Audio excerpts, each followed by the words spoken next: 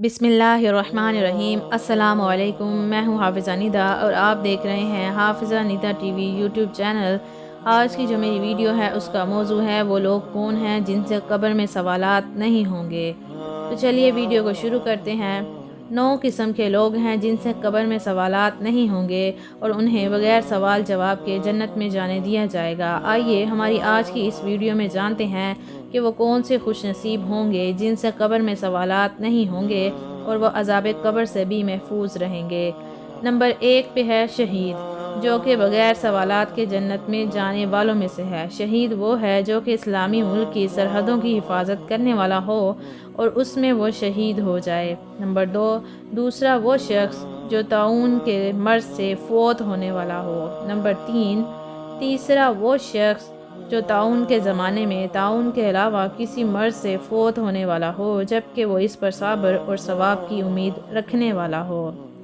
Number 4, सिद्दीकीन यानी सच्चे लोगों से भी कब्र में सवालात नहीं होंगे। नंबर 5, जुम्मे के दिन या रात में मरने वाला शख्स। नंबर 6, वो शख्स जो हर रात सोने से पहले सूरह मुल्क पढ़ कर सोए और बाज़ हज़रात ने इस सूरत के साथ सूरत सजदा को भी मिलाया है। नंबर 7, अपने मर्ज़ में जो शख्स कुल हुवल्लाहु अहद पढ़ेगा और उसी का विर्द रखेगा और अगर फ़ौत हो जाए तो उससे भी कब्र में सवालात नहीं होंगे। बाज़ चारईन ने इनमें अम्बिया का इजाफ़ा किया है इसलिए कि वो सिद्दीकीन से दर्जे में बड़े हैं, उनसे भी कब्र में सवालात नहीं होंगे। नंबर 9, जो खुश नसीब मुसलमान माह रमज़ानुल मुबारक में इंतकाल करते हैं उनको सवालात कब्र से छुटकारा मिल जाता है, अज़ाब कब्र से बच जाता है और जन्नत का हकदार पाता है।